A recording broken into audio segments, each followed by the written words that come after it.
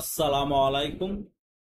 আমার চ্যানেলে আপনাদের সকলকে স্বাগত। ডক্টর ইউনূস সরকার আওয়ামী লীগের বিরুদ্ধে কি আরো অনেক বড় আরেকটি ষড়যন্ত্র করতে যাচ্ছে?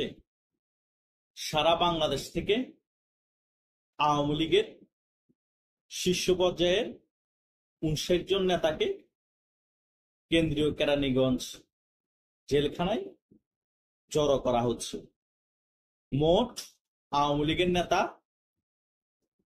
সারা বাংলাদেশ থেকে জড়ো করা হচ্ছে ১৩১ জন। এখন সকলকে এক জায়গায় জড়ো করার মানেটা কি? হয়তো কোনো অঘটনের লক্ষণ না তো? ডক্টর ইউনূস সরকার কি সকলকে গণজেল হত্যা করবে?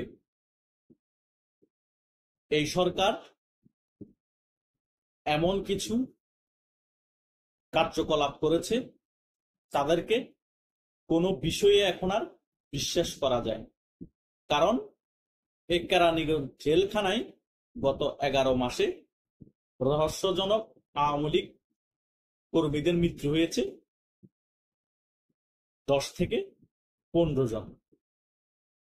হয়তোবা তাদের কোনো নীল নকশা থাকতে পারে, সেম মেটিকুলাস ডিজাইনের মতো। আওয়ামী লীগের এখন যারা গ্রেপ্তারকৃত শীর্ষস্থানীয় নেতা আছে তাদেরকে জেল হত্যা করে আওয়ামী লীগের নেতৃত্ব একেবারে ধ্বংস করে দেওয়া। আর অন্যান্য নেতারা তো বিদেশেই বসে আছে। এটার পরিকল্পনা না তো? যদি পরিকল্পনা নাই হয় তাহলে আওয়ামী লীগের সকল শীর্ষস্থানীয় নেতাদেরকে এক জায়গায় কেন একত্রিত করা হচ্ছে এবং মধ্যম পর্যায়ের নেতাদেরকেও একত্রিত করা হচ্ছে কেন্দ্রীয় কেরানীগঞ্জ জেলখানায়? মোট ৩১ জনকে একত্রিত করা হচ্ছে কেরানীগঞ্জ জেলখানায়। এই মুহূর্তে যদি আওয়ামী লীগ সোচ্চার না হয় তাদের দলের অস্তিত্ব টিকিয়ে রাখার জন্য, সংঘবদ্ধ না হয়, গ্রুপিং বাদ দিয়ে সকল ঐক্যবদ্ধভাবে রাজপথে না নামে, তাহলে আওয়ামী লীগের তো অনেক শীর্ষ পর্যায়ের নেতা বিদেশে বসে আছে, যারা দেশে আছে তাদেরকে ভ্যানিশ করে দেওয়ার পরিকল্পনা আছে বা ভ্যানিশ করে দিতে পারে। কারণ তাদের এখন রাজনীতি হচ্ছে আওয়ামী লীগকে নিশ্চিহ্ন করে দেওয়া আর আওয়ামী লীগের ট্যাগিং দিয়ে রাজনীতি করা। তাদের এই ফর্মুলাতে যতদিন তারা থাকবে ক্ষমতায় এভাবেই করে চলতে থাকবে। আবার নির্বাচন যদি হয়েও থাকে ডক্টর ইউনূসের আন্ডারে, সেই নির্বাচনের মাধ্যমে যদি বিএনপিও ক্ষমতায় আসে তারও সেম প্রসেসিং এ রাজনীতি করে যাবে আওয়ামী লীগের ট্যাগিংটা দিয়ে এবং আওয়ামী লীগকে এভাবে কোণঠাসা করে। কিন্তু তখন একটু হয়তো বা পরিমাণ কম হবে, কারণ তখন বিএনপি নির্বাচিত সরকার বা জনগণের ম্যান্ডেটের সরকার হবে। বহির্বিশ্ব থেকে প্রেসার থাকবে, জনগণের কাছ থেকেও প্রেসার থাকবে, আর শক্ত বিরোধী দল না থাকলে একটি সরকার টিকে না।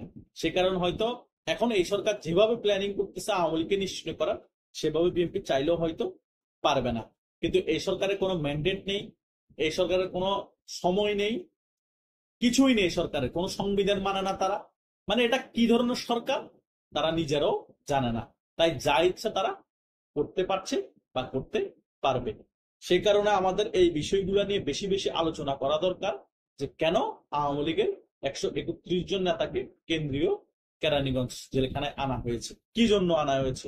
আমরা সাধারণ জনগণ এর ব্যাখ্যা চাই, আমরা সাধারণ জনগণ জানতে চাই কারণটা কি। তা না হলে আমরা ধরে নিব এখানে কোনো অঘটন ঘটানোর পরিকল্পনা হচ্ছে। আর যদি সেটা না হয়, জনগণের কাছে এই সকল বিষয়টা ক্লিয়ার করে দেওয়া প্রয়োজন। কারণ অনেক ইউটিউবার এই বিষয় নিয়ে বিশদ আলোচনা করেছে এবং এই বিষয়টা এখন টক অফ দ্য কান্ট্রি হয়ে গিয়েছে। তাই সরকারের উচিত এই বিষয়টা জনগণের কাছে সম্পূর্ণরূপে ক্লিয়ার করা, যে কেন এদেরকে আমরা একত্রিত করেছি কেরানীগঞ্জ কেন্দ্রীয় জেলখানা। আশা করছি আপনারা ব্যাপারটি বুঝতে পেরেছেন। ধন্যবাদ সকল।